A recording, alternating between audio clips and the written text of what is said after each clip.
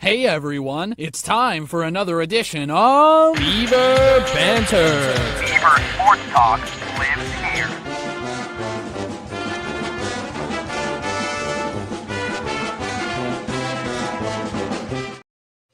This is the Beaver Banter podcast presented by the Bemidji State Alumni Foundation. I'm CJ Baumgartner. That is Ian Rivers. Ian, we are back for another year of Bemidji State sports. Students aren't back on campus quite yet, but the athletes are. They're getting ready, and we figured so are we. We need to get back into things. We need to just kind of set the stage for what's going to be another great season of athletics at Bemidji State. Fall sports getting going really, really quick. But before we do that, we got to catch back up. Ian, how you been? How's your summer going?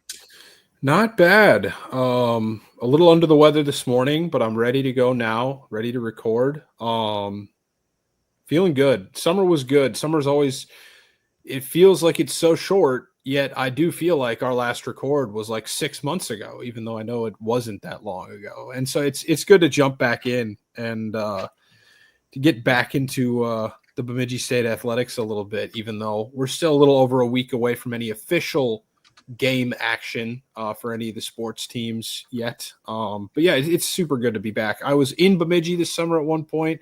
Unfortunately, it was during the literal worst weekend. The literal worst day to be up there. We went up the Friday of, I guess, before the storm, because it was technically Saturday morning when it came through. But I'm sure anybody listening in the Bemidji area knows exactly what I'm talking about.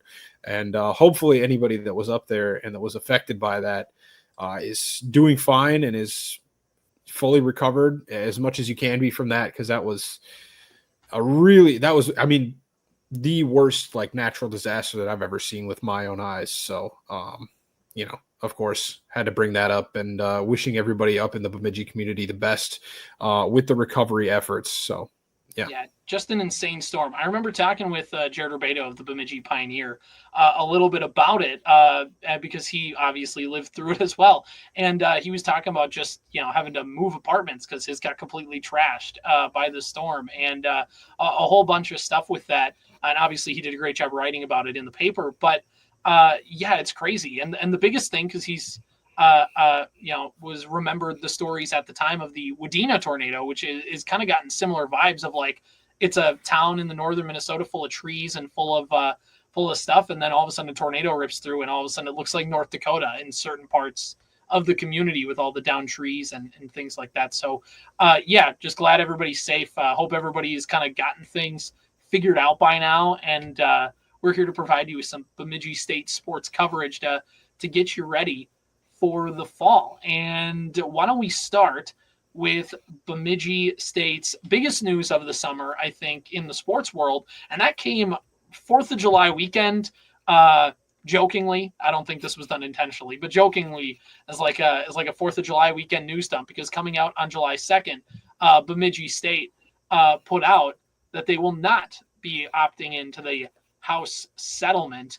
And here's kind of some of the ramifications for that. And this is some information too, courtesy of Lakeland PBS in Bemidji, where it says opting into the House settlement allows the school to pay up to $20.5 million total to student athletes for their name, image, and likeness, while also allowing scholarships for every player on a roster. As a concession, rosters are capped, essentially eradicating walk-ons.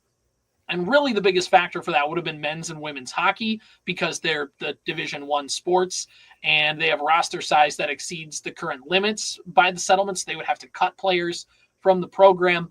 Also the fact that Bemidji State is Division II in other sports, and basically they're like, we just aren't quite ready to jump into this thing, has kind of been the vibe of the university. There's a quote from athletic director Britt Lordison where it says, "This is the biggest change to the NCAA that we've seen in 50 years, maybe in the entire existence of the NCAA. As we are looking at it, we were thinking in the next 12 to 18 months, we're going to see this play out in real time. If we don't have to jump into something that is so much uncertainty, why don't we stay in our wheelhouse where we know this is how we need to recruit, this is how we need to scholarship, this is how we need to engage our donors and our alumni to keep Beaver hockey moving forward, and then see where are the pitfalls, what are the advantages and go from there. We have to protect our whole department.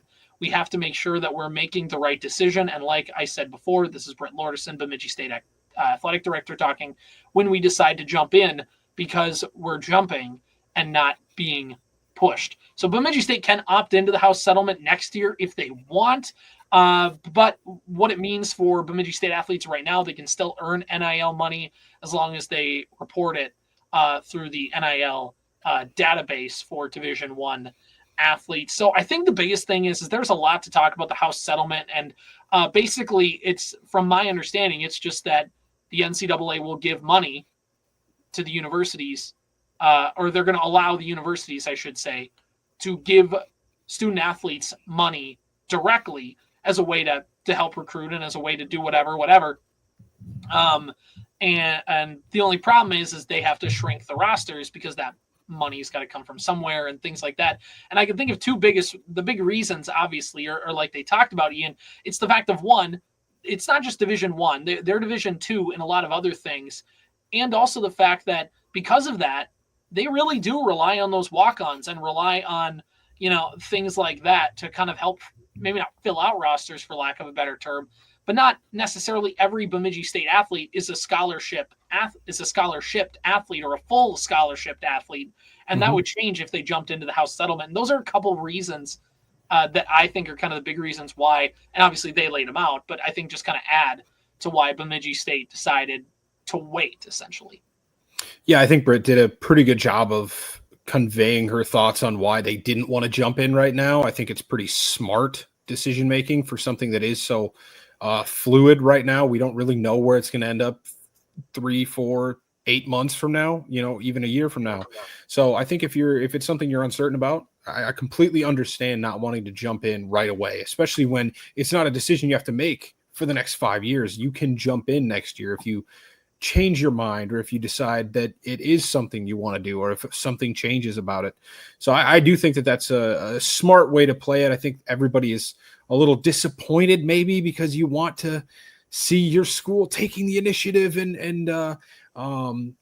being aggressive and trying to pay players to come play for your university. But at the end of the day, it's difficult to project what it means for a school like BSU that also has Division II athletes and what that means for other programs. So I don't think there's anything super wrong with slow playing it. And if it's something that they decide they don't want to do in the future for various reasons, that's totally fine by me. It makes total sense in year one why they didn't do it. And I believe Minnesota State didn't do it either. Like, I don't think in the CCHA there's been a bunch of schools, because a lot of CCHA schools are in the same boat. So they're all kind of like Britt said, you have to be the activities director or athletics director for everybody. You have to you have to treat the hockey and the football and the, as much as you treat a smaller known, lesser known, or kind of non-revenue generating sports, you have to treat everybody equally in that sense. And she did a good job of that. According to Yahoo Sports, 319 Division I schools chose to opt in to the House settlement, which is 82% of Division I. For kind of proximity wise, North Dakota, UND, did opt in to the House settlement. They announced that on June 27th. So it's kind of just depends on the situation. Obviously, a school like UND is Division I in everything. So that math isn't necessarily as difficult, or it's one less variable that they have to put in the equation. So, a lot of the schools that are D1 are D1 in everything. So the other, 18% is in the same boat as Bemidji State, where they have, they're Division I in some things, but not in others. And you kind of have to figure that out. Right. And I wonder what that breakdown is, like how much. I'm assuming they do take into effect the BSUs and the Minnesota States and the Duluths that are Division I in some sports and not others. Because I can't imagine there's too many more than like 400-ish Division I schools in the country, maybe like 425 or something like that, when you factor in all of those other one sport schools like that. But yeah, I don't know. I don't have any true strong concrete feelings one way or the other right now about this decision. We'll get some experts on it at some point later this season, I'm sure, to give their thoughts, people that know a little bit more about it than maybe me or you do. And then we can maybe have our opinions swayed. But for now, I trust Britt. I trust her to make a good decision. And so far, she has not led us astray. So. Yeah, and the other thing is too, it's not like you have to decide now or you can't ever decide again. This is you just have to decide next year if you want to do that. And I guess I'm not sure. I'm guessing too, if you opt in 1 year, can you opt back out? Like, I guess you can if you can opt back in. It's not like once you opt in, you're opted in for all time either. So I would assume it might be hard to do that just because of the fact that once you're already paying those athletes, then right. If you just tell them like, hey, that money's drying up, we made a mistake. Yeah. They're going to bail, or at least maybe not bail, but if you have a person who is committed to Bemidji State and they're going to get a certain amount of money to, let's just say, come play women's hockey. And then all of a sudden they're like, just kidding, we're opting out. Then yeah, it definitely will impact recruiting in that sense. And yeah, just wait a year and see how this plays out, because, let's see how other schools are doing it. And maybe a year comes by and it's like, okay, we can't afford to not opt in, then you opt in. But this is the other thing too, is the roster sizes. You would have to cut down on rosters. And for smaller schools, those big rosters are really, really beneficial. Mm-hmm. Yeah. Yeah. A lot of stuff up in the air right now. And I think it's going to change. There's going to be changes made to it, which is the hardest part about it. Because, you opt into something and then something changes about it. And all of a sudden you can't, I don't know, afford something, or, right. You don't agree with what they choose to throw in there, but you're already a part of what's going on. There's a lot of moving parts still. I don't blame them at all for waiting this one out. Yeah, exactly. So we'll keep an eye on that and the ever evolving landscape of NILs and things like that. And this is the other thing to mention too. Like we talked about earlier, it's not like it stops an athlete from getting an NIL somewhere else. If somebody wants to be NIL'd with the Beaver Banter podcast, brought to you by Bemidji State Alumni Foundation, hey, jump on board. We can't pay you any money, but you just get to sound cool that you have an NIL sponsor. We have $3 in our back pocket. That's all yours. Yep. We will take anybody. We'll take anybody. So if you want to jump in, if that sounds like you, apply, DM us on Twitter at Beaver Banter Podcast. So yeah. All right. We got a lot of other things to talk about in our show, including a couple new coaches that were announced and a new recruiting director in one sport. We also are going to talk a little about football and kind of their standing coming into the season. They're nationally ranked. We'll mention that as well. And Ian and I both have 3 things to watch this upcoming athletic season. We're going to talk about all that. But first, we need to talk about people who help make the Beaver Banter podcast possible. You heard at the beginning of the show, the Beaver Banter podcast is proudly presented, we hope, by Bemidji State Alumni Foundation. And we're just so happy that they're on board and want to be a part of helping make Beaver Banter a thing. And once a Beaver, always a Beaver. The Bemidji State Alumni and Foundation is here to keep that green and white pride going strong for its 50,000 graduates around the world. From scholarships that open doors for students to events that bring BSU alumni and friends together, you can get connected, give back, and leave a legacy at Bemidji State. Whether you're a proud BSU grad, a local supporter, or just love cheering on the Beavers, come be a part of the action at bsualumni.org. That's BSU Alumni, ALUMNI.org. BSU Alumni.org. Be a part of this great organization in Bemidji State Alumni Foundation and the great things that they do. We're so happy to have them on board here as a sponsor of the Beaver Banter podcast. All right, let's talk new coaches. Let's first start out with some old news that we knew about. We talked about last school year, which is that Bemidji State has a new volleyball coach. And not only that, that volleyball coach has brought a new recruiting coordinator. So there's a whole lot of kind of layers to break down with this, but new head coach Erica Butte was named last, I believe it was like right at the end of last volleyball season. Correct me if I'm wrong, Ian. Yeah, I think so. And it's good, like we kind of talked about pre-show.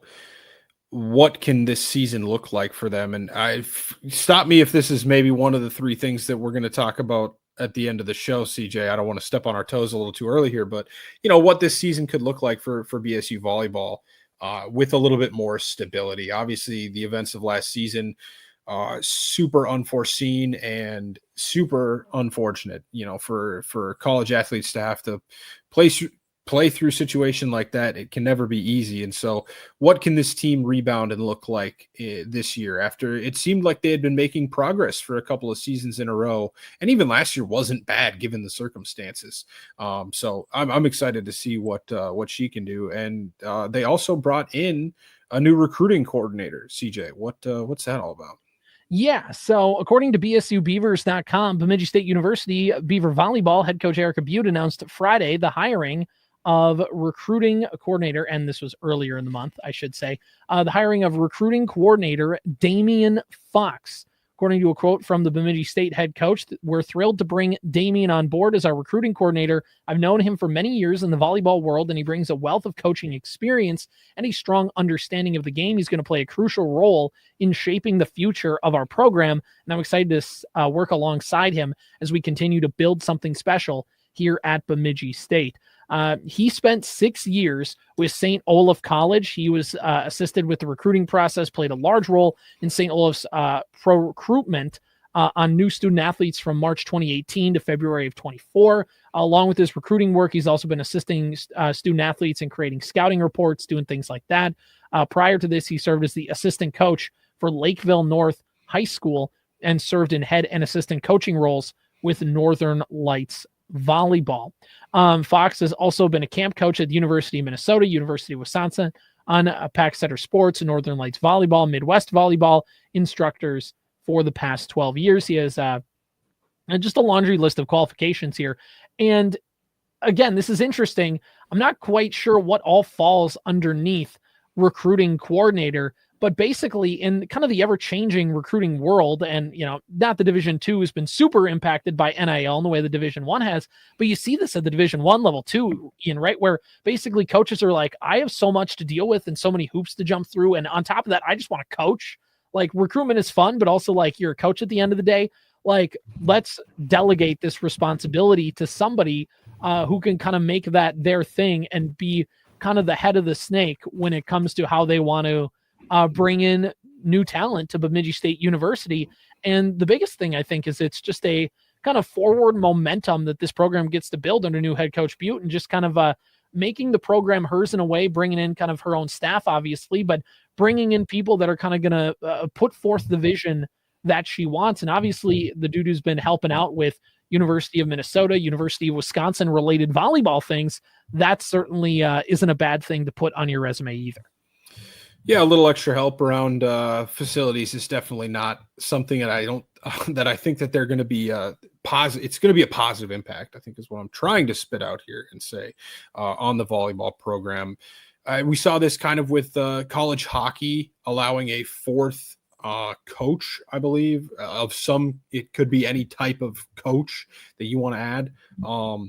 This is obviously not the same situation, but all hands on deck. The more help you get in this situation, the better. Like you said, now, if Coach Butte wants to go and focus more on coaching and doesn't want to be quite as, tapped into the recruiting trail, this is just something that helps that process and can hopefully get more athletes to BSU to play volleyball at a high level. So I don't think that this is something that can possibly be spun in a negative way. And I think it's a good thing for the volleyball program. Yeah. And I mean, look, I was not recruited as an athlete out of high school by any coach of any level. I was not that good. But like I've known people who have been recruited and kind of how that process works. And a lot of times it's just, assistant coaches kind of trying to slide in your DMs, and because that's the best way to get a hold of you. And they slide in your DMs and say, hey, I'm so-and-so. I'm an assistant coach with, if it's football, like, hey, I'm a defensive backs coach at so-and-so school, and we think that, you'd be a good fit at our university, and that's how they get the ball rolling. And I mean, a lot of that stuff probably is the same, but to at least have a person whose sole job it is to again, just coordinate that. And like, maybe those assistant coaches still are reaching out, but they don't have to go find those guys. It's not like, hey, so-and-so is this guy used to be a coach in Texas for this school, and his brother is a high school head coach, and he knows of a player who can, you know what I mean? It's a lot of like networking stuff. And I think just a way to simplify that process a little bit would certainly help things out. I'm not quite sure what it looks like on a day-to-day basis, what the roles are going to be, what all is required, but it is just a good forward momentum building thing for a program that, like you said, was starting to build momentum before losing a head coach way too soon. And now they kind of get to try with Coach Butte to build that momentum forward again for her, like as well as the new head coach. I mean, she basically is coming in right from playing. And there wasn't a long break between that and getting this opportunity to be head coach, which I'm excited about. That somebody gets to come in fresh off of playing and jump right in. And that's great because you get to, I mean, a lot of college recruiting, a lot of stuff, not that if you're old, you're a bad recruiter, because we've seen a lot of college coaches be able to do that. But when you're young and you're trying to build a program and build it up from the ground, it's great to be relatable to your athletes and be able to like, hey, I understand exactly what you're going through because I literally just did it like a year or two ago. And I think that'll be a big helpful thing too for a Bemidji State volleyball program that's looking now, that was building momentum, had it halted, and now just needs to get that train going back on the tracks again. It just needs a direction and to be able to go forward in it. And it's cool that they're already starting to, it looks like, build the infrastructure in right away in year one. 100%. Yeah, I think that it's a good step in the right direction for a program that has been a little bit on the back burner, especially overshadowed by two other programs in the fall that have been pretty successful lately. So hopefully they can, get more on that track where I think we see a lot of these programs heading in the right direction at BSU over the last 3 or 4 years. Right. And as we've said before, and we'll say it again this fall, the NSIC is one of the top, if not the top volleyball conference in Division II. So, again, if wins don't show up right away, it's not because the team is bad. It's because, necessarily, it's because they're playing really, really good competition. And if you play in a lesser competition, you'd probably get a few more wins, but like they're a little more hollow in that sense. This is a great volleyball conference, and which means that Bemidji State has an opportunity, if they can get a string a few wins together as the years go on, they can be at the top or toward, in that upper half of a very good volleyball conference. And I think that's something that can be attainable in the next few seasons. It's not obviously going to happen on day one. You got to start somewhere, but that's kind of the goal, and that's the vision, I think. So, all right, let's talk a little bit about men's golf, Ian, because they have a new head coach who also is a familiar face. Yes, absolutely. Ben Corbett is the new head coach of the men's golf program. You probably recognize that name from listening to the Beaver Banter podcast in the past, because he was kind of the guy that blew up this last 3-year stretch of men's golf. Back in 2023, he was one of the individuals that went and had some really good success and helped get that team into the national tournament at the end of that season. He was a student athlete on campus at BSU from 2018 to 2023, and he previously served as the team's assistant coach for the past 2 seasons before now making the jump up to head coach, as I believe the last one, I'm blanking his name, was Erskine or Eskern, something like that. I apologize, but he made the jump, I believe, to North Dakota State, if I'm not wrong, to their golf program. So good for him for making the jump up. But Mr. Corbett is here. Head coach Ben Corbett, on the assistant staff last year as well. So yes, exactly. So hey, that's good. He knows what he's doing, and it's in a similar light to what you were just touching on. It's a young face in the room who is relatable. I mean, he golfed with some of these guys as an athlete. And, I'm always a little bit skeptical of stuff like that. Like at a small program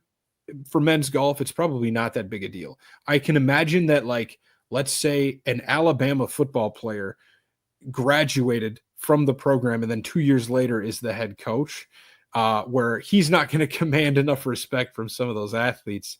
But on a level like this, like for golf, I think it's a totally different sport. And it's probably a benefit to have somebody that like you said, CJ has been there, done that. He can relate to the athletes, and he clearly knows what he's doing. He's a good golfer. So I'm excited to see what he can do with this program that has had a decent amount of success over the last 2 or 3 seasons now. Yeah, exactly. And, for Coach Miller, he takes the jump and goes to NDSU. And obviously that means that the program has been successful. So that he's able to make the jump to Division I, and for Corbett to basically be a part of that as player and also to be on staff. Not that it's going to be a 1-to-1 exactly the same kind of thing, but at least he's been in it and he understands kind of what he was able to do to make that program successful. And it's more of it's not as like if you're somebody who was recruited under Miller and now obviously you see the change to Corbett, it's not like it's a, whoa, this is like, and obviously, like you said, golf isn't the same as football. It's not like a completely different philosophy, but it's more of like, oh, okay, cool. Like the assistant coach who was on staff that also recruited me is going to be there. Like, so it's just I think a good step in the right direction. I think it's really cool when coaches get this opportunity after just playing to be able to have a chance to prove what they can do as a coach. And especially it's really cool when it's an alumni of the program, somebody who was just out of there and gets an opportunity. Obviously you see a lot coaches will go from playing and they'll get opportunities to join coaching staffs immediately after. Obviously Bemidji State offensive coordinator for football, Jordan Hine, was one of those players, but and also if you're looking kind of in the golf thing as well, Erica Gartner, who is the head coach of women's golf, was a golfer herself. So it's really cool when you can build both head coaches to be former athletes of your programs stepping in to take those head coaching roles. It's it's just a really cool development thing to see, that they want to stay back and keep building this program up. 100%. Yeah, it's really cool, especially for a university that's I was going to say smaller, like Division II level, a little bit more tight knit, like BSU is, where you get that alumni feel. And it really, I feel like, would motivate me as an athlete to see that there is people who care about the program so much that they want to stay on board and continue the success going down the road. Yeah, exactly. It's awesome. It's really, really cool to see. So that's the news. That's kind of the big head coaching shakeups of the summer. There wasn't a whole bunch of news. There wasn't a ton to report on in terms of that. We didn't do an emergency podcast this summer like we did the summer before. So in a way, no news is good news in the summer, and things just kind of putt along and get ready for the new season. Let's talk about football quickly. They get their game against Michigan Tech coming up next Thursday, which is crazy to think about already, that we are, as of this recording, like 10 days away, 9 days away from Beaver football jumping up, which is awesome. And we're super excited for that. But they got to start somewhere, and they're starting 19th on the national polls to get the season going. Yeah, I think that's a fairly respectable spot to be. I mean, they did lose quite a bit of talent from last year's team, but, they had lost quite a bit of talent the year before, and they still did a decent amount with it. And I think when you step back and realize that, maybe you're a little offended because we were a national quarterfinalist last year, so that has to mean that we should be ranked in the top 8 coming into this year. BSU was a 3-loss team in the regular season last year that kind of went on a dark horse run once they got into the tournament. And yes, they could have gone further. They were a play away from going to the national semifinal. As me and CJ were both in attendance for that game down in Mankato. It was a great game. It was a fun game. One of the best football games probably in Bemidji State's history. Yep. It's just they happened to lose it, which is annoying to Mankato. But, yeah, 19th, I think, is a fair spot to be ranked. I think they're 4th in the preseason poll in the NSIC coaches poll, which, again, I think is pretty fair considering I believe that's where they finished last year in the conference standings. Like I said, last year the regular season wasn't very kind to the Beavers. It was kind of the end of the year magical run where we literally got on here and we were like, we ain't giving up yet. We know that this is backs against the wall. But guess what? We're going to take it 1 week at a time. I can't remember what order they played these teams in, but it was like, all right, they have Wayne State this week. If they beat Wayne, we can still put a positive spin on this. We can still, all right, they beat Wayne. Nice. We got to go to Moorhead. If we beat Moorhead, we might be 1 game away from stealing a bid and yeah, we'd have to beat Augustana. And then we went and beat Augustana too, and they actually let us in. And then from there, it's obviously, a great run into the fall months. Well, it was awesome. Yeah, they had a loss 31-28 to Winona State on October 26th. And we were like, look, it's not over, but they have to run the table. Like, they have to go 3-0. And they probably needed other stuff too to go their way. Like, I don't think it was as simple as winning all 3 of your games, even. Like, they won the first 2, and I think they won against Wayne 37-20 at home. Then they beat MSC Moorhead 25-14.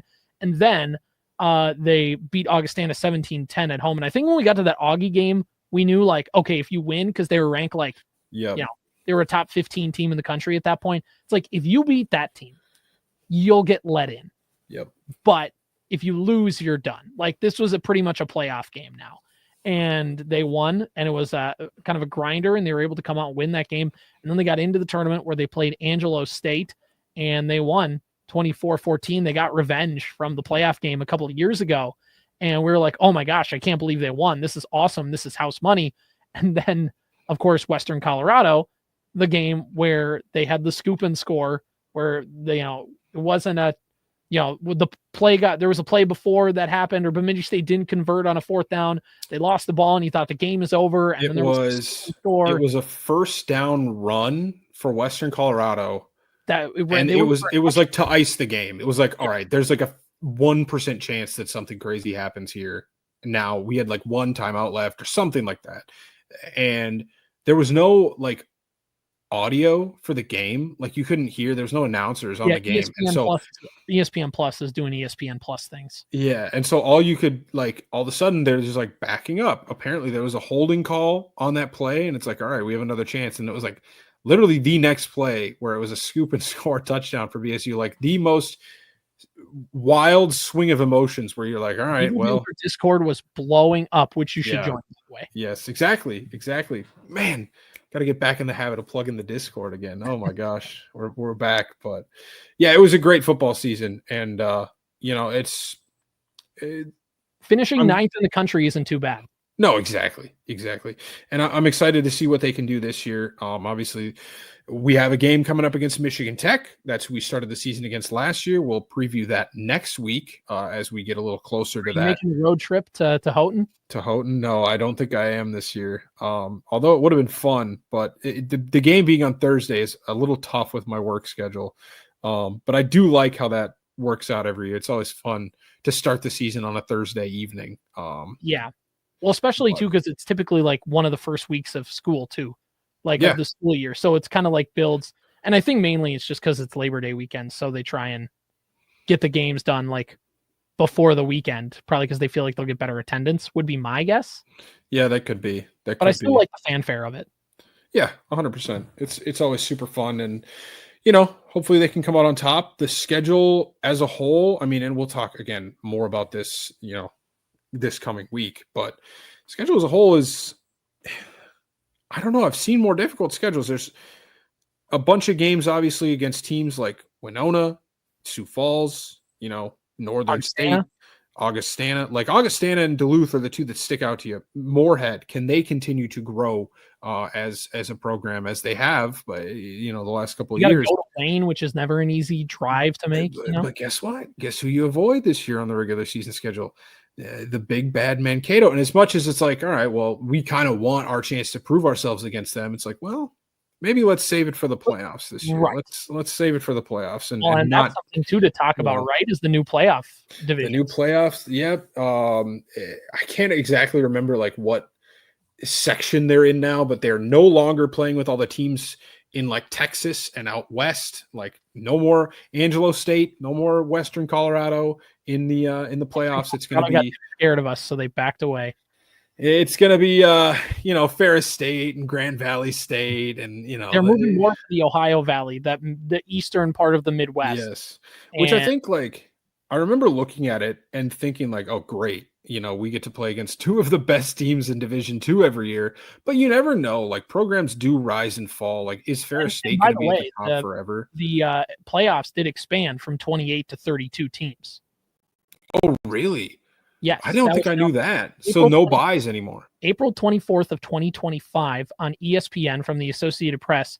NCAA Division II football playoffs will expand from 28 to 32 teams beginning this season to accommodate the format change that will award automatic bids to all 16 conferences. Oh. Bracket expansion must be considered when automatic qualifiers make up more than 50% of the field. That prompted the expansion to 32 teams, said the NCAA. Division II football schools in January approved a proposal that requires all conferences to be represented in the championship bracket, which is funny that they didn't have auto bids at this point. But Division II is the only team sport across all three divisions that did not use automatic qualifications. The playoff schedule will remain the same, except that the 4 number 1 seeds will no longer receive first-round byes. The national championship game for Division II is December 20th in McKinney, Texas. Okay. All right. I might have remembered hearing about that when it happened, but it's something that happened in April, and I completely forgot about there's it. 4 regions, right? Like that's there's how 4 regions. Yep. So yeah, 1 more team per region. 1 more team per region. So helps maybe out. a little bit easier. And I think that I remember seeing this region. The top of it is very threatening with BSU, BSU, of course, FSU and Grand Valley State, and the teams from the NSIC that are always going to be putting up a fight in there. And of course, there will probably be one conference that gets an auto bid. But expanding this a slot is maybe going to make it easier. It doesn't seem like it's quite as bottom heavy. I remember the one that we're in before, and I for the life of me don't remember what it was called, like section 4, section 3, or whatever it was very competitive at the top. Like those teams, everybody was log jammed at 8-3 at the end of the season, and there was always like 1 or 2 of the teams that had maybe gone 10-1 or something like that. But for the most part, it was very competitive in that like 3 to 9 range, and this one is not quite as competitive from that range. It's a little bit bigger of a drop off. So we'll see how that changes now, of course, with the new region format and all of that. But yeah, something to keep an eye on as the season progresses. Yeah, exactly. As things happen here, Bemidji State finishing are predicted to finish in the top 4 again. They're 19th coming into the year. Let's do this thing. We'll do a full breakdown as things are coming, but we just want to say we're excited not only for BSU football and women's soccer and volleyball and all the fall sports stuff to be back, but we're also excited because we just feel like we're going to have a good opportunity to get a good pulse on where things are sitting with some of these fall sports as well. So it's going to be, we're excited for that. We are excited too, by the way, for BSU football, new offensive coordinator in Jordan Hine, our new old coach here joining in on the staff as well. Former assistant coach, was the offensive coordinator at Northern State a year ago. Now back here at Bemidji State after Coach Pike stepped down from his role. So it'll be just an interesting kind of season for Beaver football. We got a lot to talk about, a lot to watch. And it kind of is a good transition into the 3 things that we are looking forward to in the new season. And Ian, we're going to talk about that in just a second. But first, why don't we say another word about the good folks at the Bemidji State Alumni Foundation? Yeah, I'd love to do that because I'm super excited to have them as our presenting sponsor this year. So do you want to be a part of the team behind the teams at Bemidji State? Join hundreds of dedicated fans when you donate to the Beaver Athletics and help BSU pursue its next championship. Your gift can power your favorite program, establish a scholarship for a student athlete you get to meet, and so much more. Every dollar brings the Beavers closer to raising another trophy. You can add to the proud tradition of success at Bemidji State. So don't wait. Give today at bsualumni.org/Beavers. That's BSUalumni, ALUMNI.org/Beavers. That's all I've got for you today. Thank you. All right. Awesome. Appreciate, again, Bemidji State Alumni Foundation for being our presenting sponsors this year. We're so grateful to have them on board and all the great things that they do for the alumni and for the school and just everything. So it's really cool to have them on board for this year. We're really excited to be having them as part of the Beaver Banter podcast and helping make things possible. So go check out all the great things they do as well. All right, Ian, 3 things to watch for the 2025-26 athletic season at Bemidji State. Not just the fall, but all sports. Let's set the table for the year right away. What are we looking forward to? Give us number 1. I mean, first things first on my mind is the NSIC got one team bigger after losing a team 2 years ago and being down to 15, depending on what sport you're playing last year. They added the University of Jamestown, and I'm just super excited to see what Jamestown can do in the NSIC, honestly. For a lot of schools, it's very different. You know, you see schools make the jump from FCS up to FBS and have a little bit more success, or maybe Division II up to Division I in like football. But it's kind of program by program. You know, St. Thomas made the jump up, and I know that they're still struggling a little bit in football, and they were struggling at first in hockey, and now they're kind of turning themselves into a little bit of a respectable program, you know, depending on how you want to define the word respectable. But you know, it's different because their basketball program is apparently doing pretty good in the conference that they're in, which I can't remember. They were NAIA before they made the jump, I believe. So yeah, and that's exactly what Jamestown is too. So I don't know. I'm kind of curious to see what they can do. I expect a little bit more of that St. Thomas like hockey level jump if they're going to become a good program. I think it will take a little bit of time. I don't think they're going to jump right in and have immediate success down at the bottom of the North Division, which is another thing where hint we'll be getting at here in just a second. CJ will be bringing up, but yeah, that's one of my main things is just across all sports to see how they can do and you know how well BSU fares against them as we add yet another North Dakota school into the NSIC. We got rid of the state of Iowa, but goodness. at what cost, CJ? We got more North Dakota in here now, so. North Dakota, a really long drive from wherever you live. Yes. Anyway, it's a great. What is the Family Guy? There's a Family Guy ad.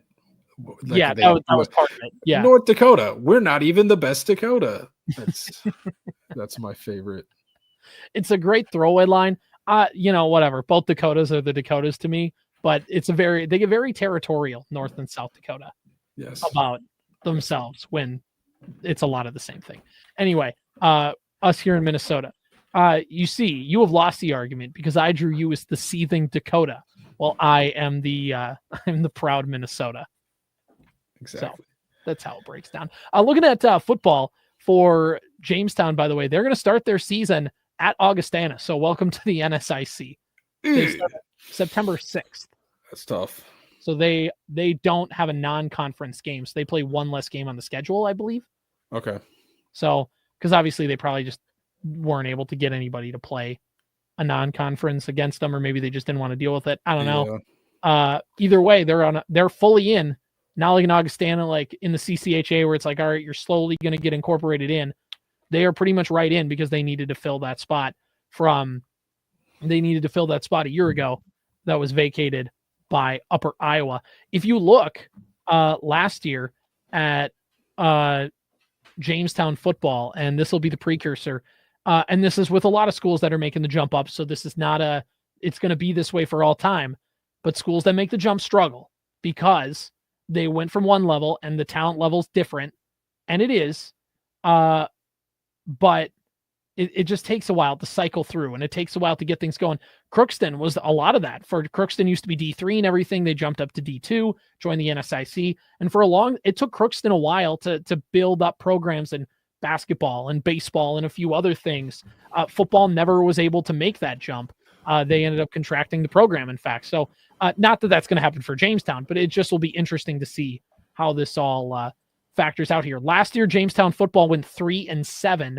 They did play University of Mary, and they lost 23-6 in that matchup as well. They played a couple games against Dickinson State where they lost. They played Valley City State. They had a small conference. They played a lot of teams twice in their old setup. So it'll be a learning curve for them and for Bemidji State to have them on the schedule. So that'll definitely be a helpful thing for the program going forward. And obviously Jamestown will get better because they'll be able to attract Division II players because they're a Division II program.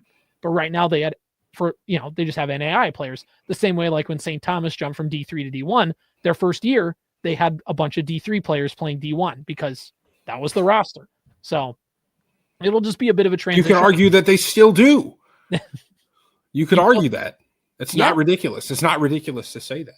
Not ridiculous to say that at all. considering, how many wins does St. Thomas have against Bemidji State in hockey? I think it's 2. 2? Wow.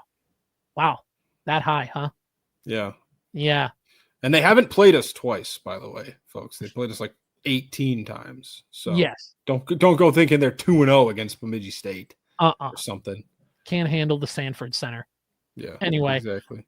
All right, quickly, you mentioned that. I'm just going to talk about the NSIC North. The fact that it's balanced out means that there's divisions again, which is great for Bemidji State, that they get to try and see if they can win the upper half of that division.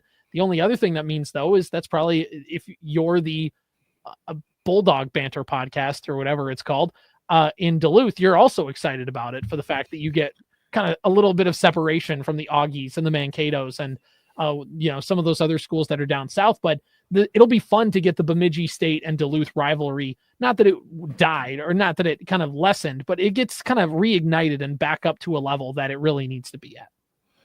Yeah, exactly. I think it's a good and a bad thing. I don't want to call it a bad thing because it's fun. You get to try to win something else rather than just winning the NSIC as a whole. If you don't get to win the conference outright, then now you can at least try to win the North. And I think that'll be a pretty easy thing, comparatively speaking, because the South does have quite a lineup, at least in football. And that's, of course, what we're talking about here for this.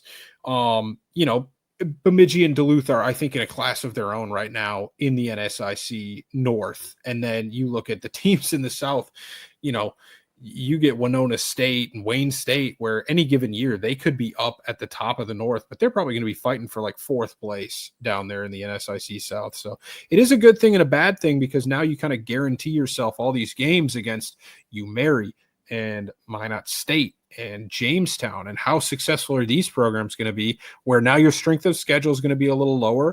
Maybe it hurts you as you're trying to climb back into the playoff race towards the end of the season. That's something that benefited BSU. They beat 3 solid teams in Wayne State, Moorhead and Augustana on their way back to the playoffs. And that strength of schedule really helped them last year. So we'll see how it impacts them this year.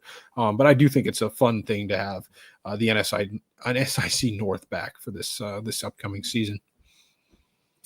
All right. My second thing, since I kind of realized that we're trying to transition here, I'm very interested to see how the soccer program rebounds after what I'm sure they would consider a down year last year where they didn't make the national tournament.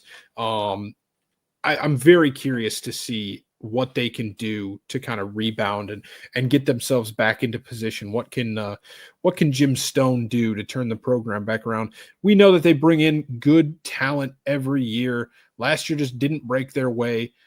You're bound to have years like that. There was a run of like 7 years at the top of the NSIC and where they're making national tournaments, making national quarterfinal games. It's bound to happen every once and then you have a down year. Now we figure out what this team is going to do from there. Is this going to be the new normal? Did we have our kind of run at the top and now we have to, stagger through a couple years where we're making the NSIC tournament? We might make it to the semifinals and we could have a chance to win the tournament. But I'm very curious to see what direction this program heads after one of their sounds terrible to say it like this, but one of their worst seasons in a while, just because they've been so great. So it's hard. How dare they not make the NCAA tournament? That's how good they've been. I feel like a North Dakota hockey fan right now. Like, ew! How dare they not make the tournament and win the national championship every single season? Fire the coach. Fire. Oh well, they got their wish last year. So they did last year, yes. And I'm talking about North Dakota hockey right now. I'm not literally saying fire Jim Stone. We should keep him around, actually. Yes, no, he should honestly, and I'm pretty sure he does, just get a lifetime contract because exactly. This program has been great. Yeah. So anyway, my other thing is too, we talked about this earlier, new volleyball coach, obviously to see what Coach Buke can do with this program. We went in that length and detail at the beginning of the podcast, so I don't need to rehash everything, but I'm excited to see what she can do with this program in year 1. Yeah, 100%. And in a similar sense to that, my number 3 is a second-year coach, Amber Frickland, with the women's hockey program. I'm super excited to see what kind of success she can have in year 2, because we saw a drastic jump from year 0 for her to year 1, where yeah, exactly. Well, it was the goal differential. We talked about all of it, last year. The goal differential was much better. They're in more games against competitive teams. Now I'm curious to see if they can start winning some games against like St. Cloud State. Like last year was a lot of St. Thomas and Mankato. We're winning games against these two. This year, can it be St. Cloud? Can we get something against Duluth? Maybe we get back to the point where we're winning a game against one of those top 3 teams in the conference every once and then and playing spoiler for their WCHA title hopes. I'm just super excited to see if this program can take yet another leap forward, maybe in the win column instead of just kind of some of those behind the box score stats like we talked about last year. I'm hoping that maybe we can translate that into some wins. Yeah, exactly. And the other thing with Coach Fricklin too, in July, late July, about a month ago, they added another assistant coach to the staff in Jessica Strack, who was a goaltenders coach at Merrimack before coming over here to help things out. So kind of seeing that coaching staff filled out along with Sobiek and Sarah Bobrowski joining that coaching staff for Coach Frickland, I really am excited to see what they can do in this upcoming season. So my last thing is what's going to happen with men's basketball, because it's just going to go through a bit of a transition. The last few years were kind of led by Sutherland. John Sutherland is kind of the main piece of the BSU team. That's just what the team ran through. He was hurt for a lot of last season, and you can definitely tell it was that we had expectations for BSU men's basketball last year, and they didn't hit them. And we were talking about it last year. We were very, very open where it's like, we're disappointed because we thought this team could do well, and they didn't. But also we understand why, because their best player was hurt. And even in games he did play, you could tell, even if he wasn't like openly limping on the court, you just tell it did impact his play a little bit. And Bemidji State was just never able to get going and build a ton of momentum by the time he got fully healthy. And now you have to find that new centerpiece and how things are going to work out, what's going to happen. Who is going to be the guy that's kind of leading that team. There's a couple different, they could go with Pekarich, they could go with Olsen. There's a few different players on that team that you can lean on, or is it somebody else that's came in via the portal or an incoming freshman, or what does that team look like? I just am really excited to see how Bemidji State men's basketball kind of retransitions as every college team does every year, but especially when you lose kind of a centerpiece player that is just what you build your team around. How do they look now that that's not the case anymore? So that's my last one on the things to look forward to. Yeah, I think that's a very, very appropriate one. Like you said, they just never were able to find it. It felt like they were always searching for that perfect rotation of 5 to 7 players that they could throw out there on the court. And, it just never ended up gelling for any particular group last year. So hopefully they can rebound this year, pun intended, and have some more success like we saw a couple of years ago from them. The fact that you made the rebound pun, I think, is a sign that we need to be done for show number 1. Yes, sir. So, all right, that's going to do it. Again, like always, Ian, we talked about, we'll just do a quick show, come back on, say hi, get everything going, and look at us doing a full-length show. Again, just that's how committed we are to Bemidji State athletics, that we want to give you a full show. 100%. 100%. We're ready to be back, man. It's going to be fun next week, jumping into official previews. Women's soccer technically has a game tomorrow. By the way, it's an exhibition in St. Joseph, Minnesota against the College of St. Benedict, but it is at 2 p.m. August #20th on Wednesday. So they've got 2 exhibitions before they open play on September 5th in St. Joseph, Missouri. That's ironic that they start in St. Joseph, Minnesota, and then go to Missouri. Missouri, or is that? It says St. Joseph, Missouri. Oh, just St. Joseph. That's the school. Yeah. Okay. I thought no, Missouri Western State. Okay, there you go. In St. Joseph. Yeah. Okay. Sorry. Yeah. I thought I had said that, but yeah. So, all right, perfect. We're going to be back next week, and we're going to be talking about games. We'll be previewing Bemidji State's football opener against Michigan Tech, because it's another opportunity for the Beavers to get their dominance over the Puppies, which we are excited as always to bash Michigan Tech on this program. Michigan State is for a different one, just to make you that. But all right, that's going to do it for me. I'm CJ Baumgartner, Ian Rivers over there. Thanks again to the Bemidji State Alumni Foundation. We are excited to have them on board as the presenting sponsor of the Beaver Banter podcast this year. We've talked with Micah, who handles their communications. He's great. The whole staff over there is great. And we're really looking forward to the things that they're going to do this coming year, and we'll tell you about them here in this program. So thanks to them for being the presenting sponsor. I'm CJ Baumgartner, Ian over there.